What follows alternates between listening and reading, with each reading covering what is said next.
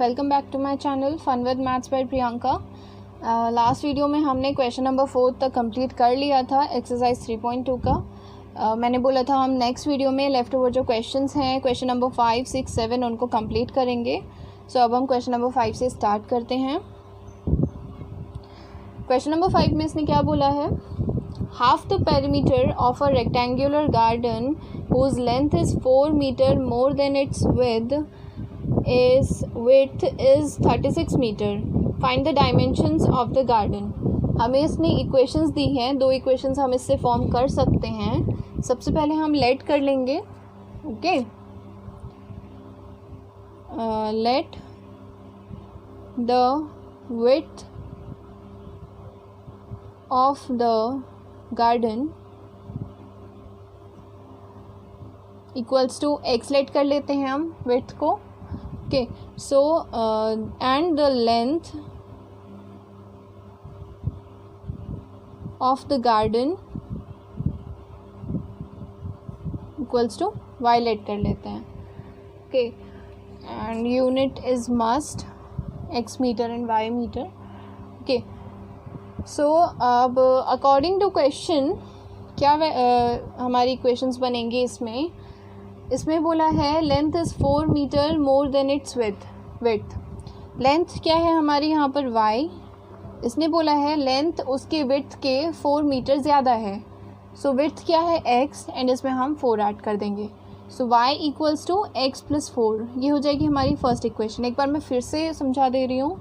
इसने हमें बोला था length is 4 metre more than its width, जो उसकी लेंथ है वो उसकी विड्थ के 4 मीटर ज़्यादा है। सो लेंथ तो हमने y लेट करी है और इक्वल्स टू में हम उन्हीं को रखेंगे ना जो इक्वल्स टू इक्वल हैं, ओके। सो लेंथ के इक्वल लेंथ ही रखेंगे। सो लेंथ इसने बोला है विड्थ के 4 मीटर ज़्यादा, तो x plus 4, okay. So y equals to x plus 4, ये हमारी फर्स्ट इक्वेशन बन गई है। सेकेंड इक्वेशन के लिए उसने बोला है half of the perimeter of rectangular garden is 36 metre. उसने जो रेक्टेंगुलर गार्डन है उसका पेरीमीटर का हाफ हमें 36 मीटर बोला है, ओके। इसको ध्यान से पढ़ना, उसने हमें पेरीमीटर 36 मीटर नहीं दिया है, उसने हमें पेरीमीटर का हाफ 36 मीटर दिया है, ओके। सो अगर मैं यहाँ पर रफली बता रही हूँ, अगर हम इसका पेरीमीटर लिखते तो कैसे लिखते, अगर हम इसका पेरीमीटर लिखते गार्डन का, सो फॉर्मूला क्या होता है हमारा 2 into length plus breadth. So 2 into length plus breadth right, so 2 into length is y and breadth is x। So हमारा ये होना चाहिए था इक्वेशन, राइट। बट इसने हाफ ऑफ पेरीमीटर बोला है, तो हाफ ऑफ पेरीमीटर यहाँ पर भी हम हाफ कर देंगे, 1/2 into 2 of y plus x. So 2 से 2 कैंसिल हो जाएगा। सो हाफ ऑफ पेरीमीटर हमारा होगा x प्लस वाई, ओके। सो हम हाफ ऑफ पेरीमीटर इसी को यूज़ करेंगे x प्लस वाई को। सो नेक्स्ट इक्वेशन क्या होगी हमारी, x plus y equals to 36, okay, because उसने हाफ ऑफ पेरीमीटर हमें दिया है 36 मीटर। सो ये हमारी दो इक्वेशंस बन गई हैं। अब हमने उसने निकालने को क्या बोला है, dimensions of the garden. Dimensions कैसे निकलेंगी, ऐसे तो हम सॉल्व करके निकाल सकते हैं, बट दूसरा तरीका क्या है, ग्राफिकली। एंड जितना आप ग्राफिकली रिप्रेजेंट करना अच्छे से समझ जाएंगे बहुत अच्छा होगा। सो हम इसको ग्राफिकली रिप्रेजेंट करेंगे एंड उसकी हेल्प से हम इसके डायमेंशंस निकालेंगे, ठीक है। तो सबसे पहले हमें उसके लिए इसके वैल्यूज़ पुट करनी होंगी, जैसे हम अभी तक करते आए हैं एक्स और वाई की वैल्यूज़ निकालना। वो निकालने के बाद देन हम ग्राफिकली रिप्रेजेंट करेंगे, ठीक है। सो सबसे पहले फर्स्ट इक्वेशन क्या है हमारी, फॉर इक्वेशन फर्स्ट है हमारी y equals to x plus 4। से इसमें हम x की वैल्यू पुट करेंगे एंड y की वैल्यू निकालेंगे जैसे हमने अभी तक किया है। सो फर्स्ट इक्वेशन के लिए हम बॉक्स बना लेते हैं। सो फर्स्ट इक्वेशन के लिए सबसे पहले मैं x की वैल्यू ले रही हूँ 0, okay. So y equals to हो जाएगा हमारा 0 plus 4 is 0, sorry 4। So 0 plus 4 is 4, y की वैल्यू आ जाएगी हमारी 4। नेक्स्ट x की वैल्यू मैं ले रही हूँ 8, तो y की वैल्यू हमारी आ जाएगी 8 + 4, सो इक्वल्स टू 12। नेक्स्ट मैं इसकी वैल्यू यहीं पर ले लेती हूँ, x की value 12, so y equals to 12 + 4 which is equals to 16। Okay, so ये हमारी फर्स्ट इक्वेशन की सारी वैल्यूज़ निकल गई हैं। ऐसे ही अब हम सेकेंड इक्वेशन के लिए भी निकाल लेंगे। ओके, सो ये है हमारी सेकेंड इक्वेशन। इसको मैंने ऐसे लिख लिया है बिकॉज हमें x की वैल्यू पुट करनी है। तो सबसे पहले मैं इसमें x की वैल्यू ले रही हूँ 0।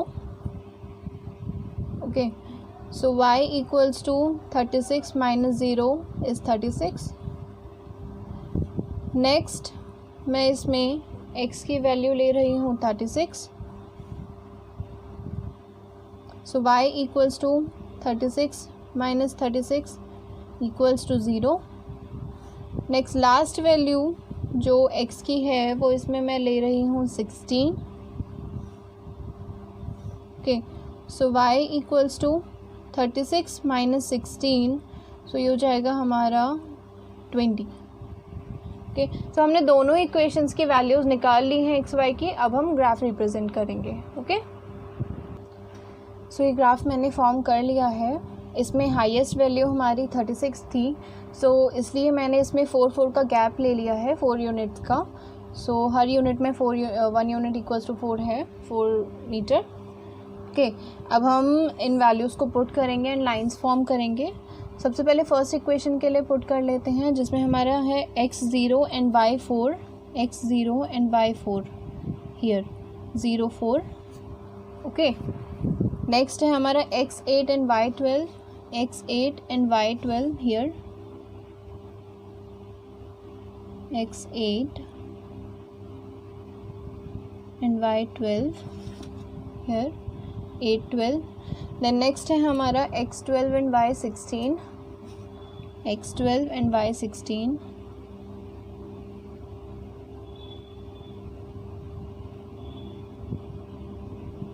here x12 and y16।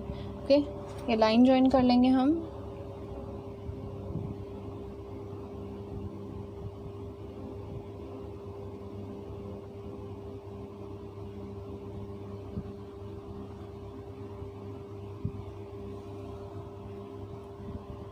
ये हमारी फर्स्ट लाइन है।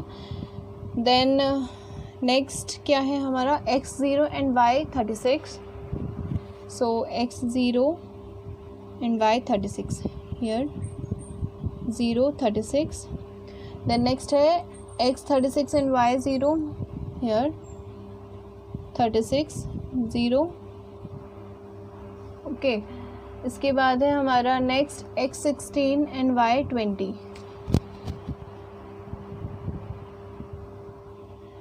x16 and y20 here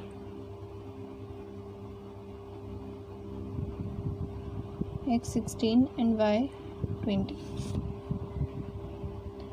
16 20। अब हम ये लाइन ज्वाइन कर देंगे।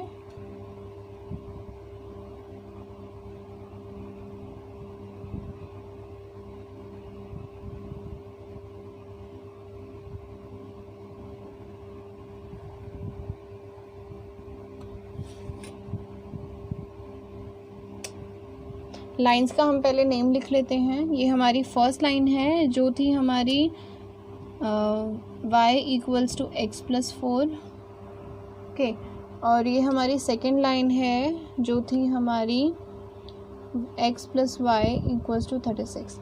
ओके, हमें इसमें डायमेंशंस की वैल्यू निकालनी थी, मींस x और y की वैल्यू निकालनी थी, और हमारी ऐसे ही निकलेगी जहाँ पर हमारी लाइंस इंटरसेक्ट करती हैं वही हमारी वैल्यू होती है। ओके, सो ये लाइंस, ये दोनों लाइंस हमारी इस पॉइंट पे इंटरसेक्ट कर रहे हैं जो पॉइंट है 16 20। ओके, सो हमारी x और y की वैल्यू क्या हो गई? x is 16 and y is 20. Okay, therefore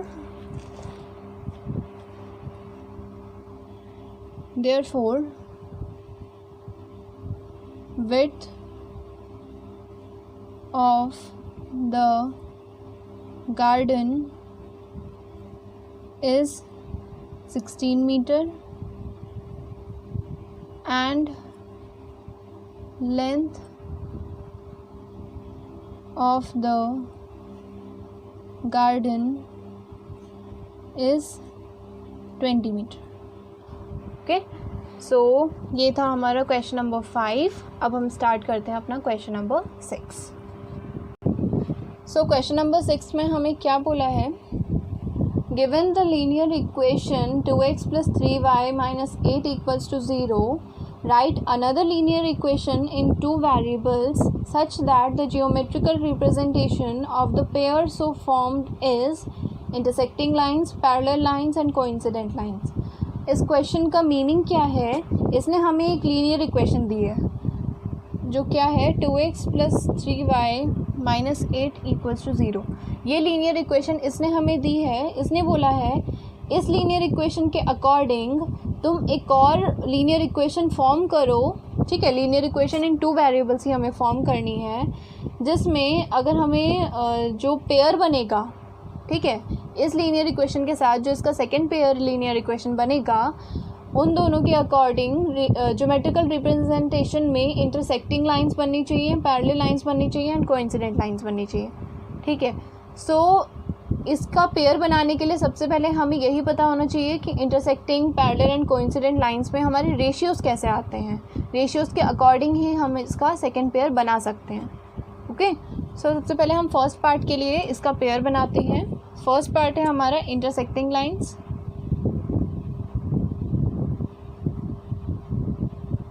सो अगर आपको याद हो तो इंटरसेक्टिंग लाइंस में हमारा फॉर्म क्या होता है, a1/a2 does not equals to b1/b2. Intersecting lines का फॉर्म हमारा ये होता है. ठीक है, तो हमें इसी फॉर्म के अकॉर्डिंग इसका एक ऐसा पेयर बनाना होगा जिसमें हमारे ये रेशियो सेम ना आए. ठीक है, वही हमारा पेयर होगा. सो इसके अकॉर्डिंग हम कुछ भी पेयर ले सकते हैं. जैसे मैं ले रही हूँ सेकेंड पेयर में मैं a2 की वैल्यू ले लेती हूँ 2x ही रख लेती हूँ 2x. देन b2 की वैल्यू मैं ले लेती हूँ यहाँ पर -4y ले लेते हैं. देन c की वैल्यू हम ले लेते हैं -16 ले लेते हैं इक्वल्स टू 0. सो मेरे हिसाब से मैंने ये पेयर बनाया है. चलो अब हम इसके अकॉर्डिंग इसको चेक कर लेते हैं. ठीक है, a1/a2, a1 is 2 and a2 is also 2, तो ये तो आ जाएगा हमारा equals to 1. Then b1/b2, b1 is 3 and b2 is -4 according to me. So ये मैंने इसका आ गया -3/4. ओके, C1 C2 हमें निकालने की ज़रूरत नहीं है क्योंकि इंटरसेक्टिंग लाइंस का जो फॉर्म होता है वो होता है a1/a2 does not equals to b1/b2 और हमने वही बनाया है. ठीक है, देयरफॉर जो हमने पेयर बनाया है वो करेक्ट है. ठीक, so this is the pair of intersecting lines. वो आप कुछ भी लिख सकते हैं, बस सिंपल हमारा सोल्यूशन इतना ही है. ओके, यहाँ पे लिख देती हूँ मैं a1/a2 does not equals to b1/b2. Okay,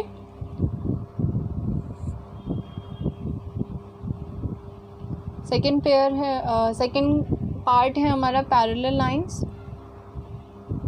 अब हम पैरेलल लाइंस के अकॉर्डिंग पेयर्स बनाएंगे. ओके, पैरेलल लाइंस का हमारा क्या फॉर्म होता है, a1/a2 equals to b1/b2 but does not equals to c1/c2. Parallel lines का हमारा ये फॉर्म होता है. ठीक है, अब हम इसी के अकॉर्डिंग पेयर बनाएंगे.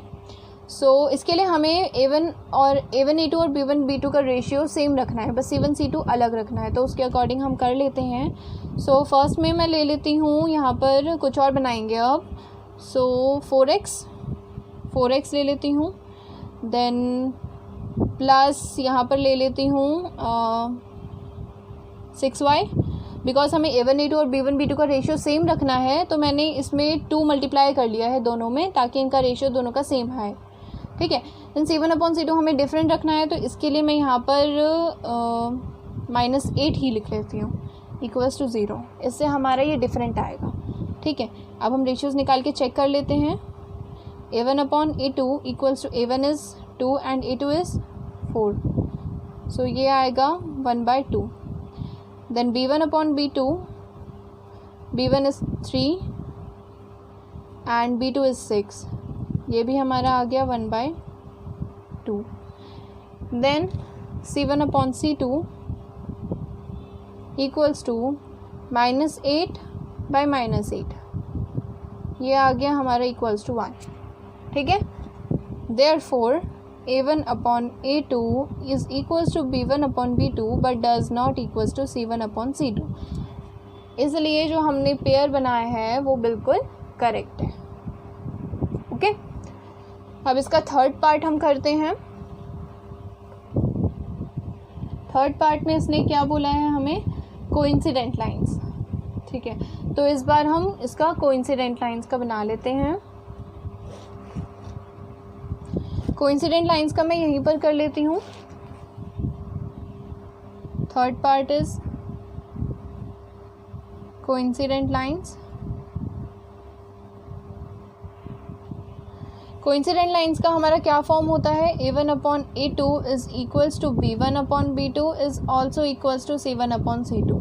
ठीक है, कोइंसिडेंट लाइंस में हमारे तीनों रेशियोज सेम होते हैं, तो अब हमें इसी के अकॉर्डिंग लेना है। हम किसी भी एक नंबर से तीनों को मल्टीप्लाई कर देंगे तो हमारा वही आएगा।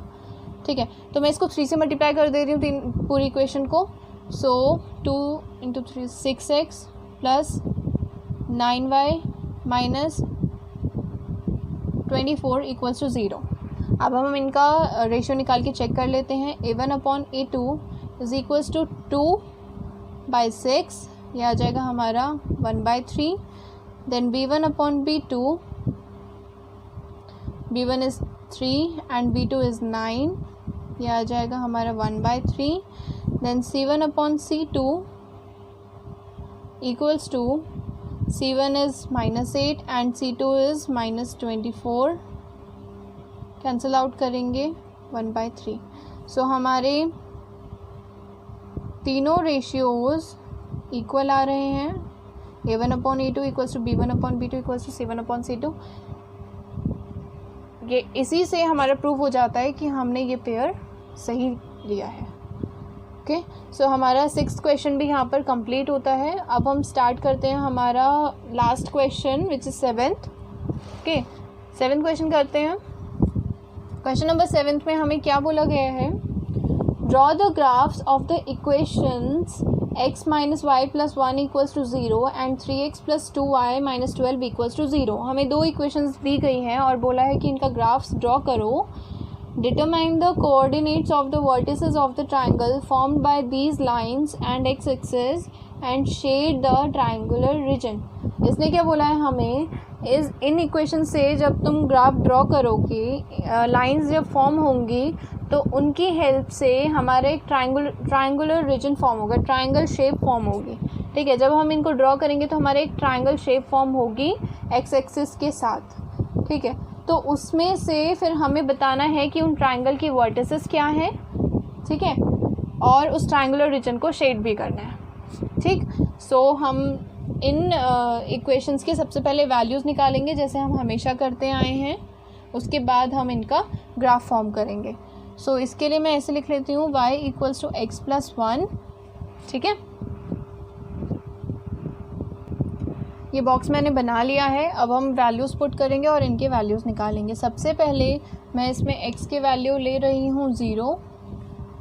ओके, सो y की वैल्यू आ जाएगी हमारी 0 + 1 विच इज़ इक्वल्स टू 1।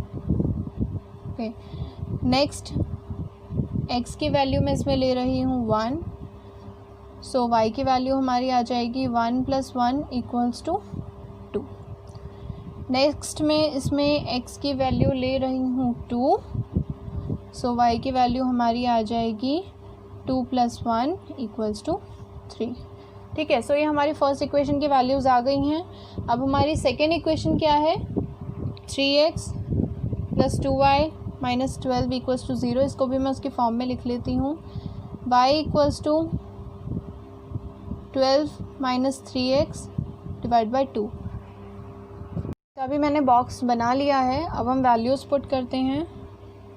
सबसे पहले मैं इसमें x की वैल्यू ले रही हूँ 4, सो y की वैल्यू हमारी आ जाएगी 12 minus 3 into 4 is 12 divide by 2 which is equals to 0 by 2 equals to 0। So y की वैल्यू हमारी आ गई 0। नेक्स्ट मैं x की वैल्यू ले रही हूँ 2, सो y की वैल्यू हमारी आ जाएगी 12 minus 3 into 2 is 6 divide by 2 this is equals to 6 by 2, cancel out करेंगे, वैल्यू आएगी हमारी 3। नेक्स्ट लास्ट वैल्यू जो है x की मैं 0 ले लेती हूँ, सो y की वैल्यू हमारी आ जाएगी 12 minus 3 into 0 is 0, okay, divide by 2, so 12 by 2 is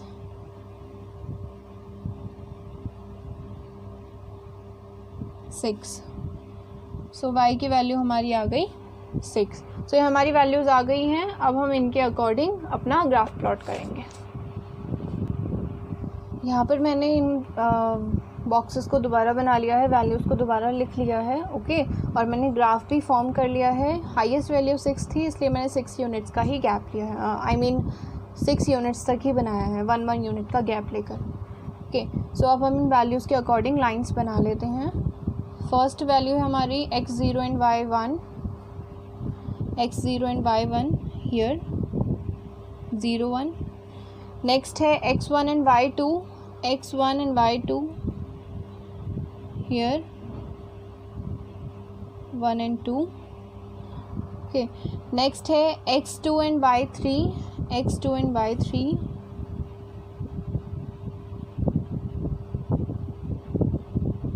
x2 and y3।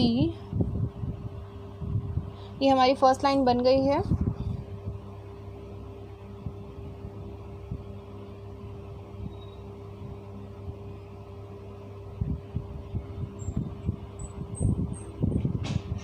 ठीक है, नेक्स्ट लाइन बना लेते हैं।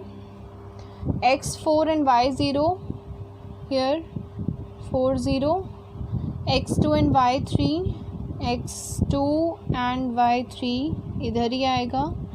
Then x0 and y6, x0 and y6 here 0 and 6। दूसरी लाइन भी बन गई है, ज्वाइन कर लेते हैं।